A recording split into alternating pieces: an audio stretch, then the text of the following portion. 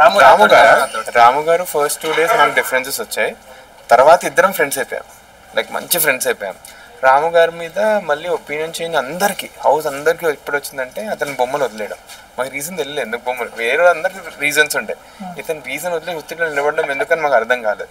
అప్పటి నుంచి మాకు వచ్చిన మైండ్లో థాట్ ఏంటంటే ఇతను కూడా ఏమైనా గేమ్ ఆడుతున్నాడా అన్న క్వశ్చన్. చేపియలేదు, నేను చేపియలేదు, టాస్క్ ఇచ్చా. అయ్యో మేమేదో రండి ఇప్పుడు చేయండి అది అన్నకి. ఇంకా నేను తక్కువ ఇస్తుండే, నేను వద్దన్నా రేపిస్తా అది ఇది అని నేను అంటుండే రామన్నకి.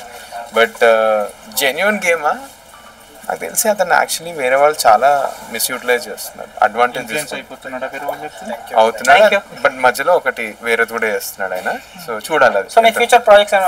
నా ప్రాజెక్ట్సా, నేను స్టార్ట్అప్ లో వర్క్ చేస్తాను, మొత్తం టెక్. నేను అది చూద్దాం, కొన్ని ఉన్నాయి ideas.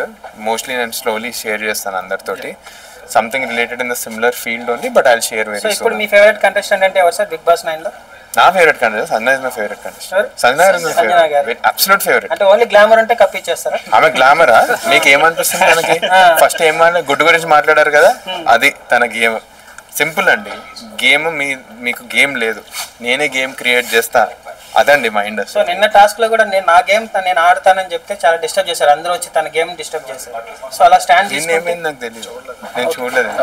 Okay sir, thank you sir, thank you.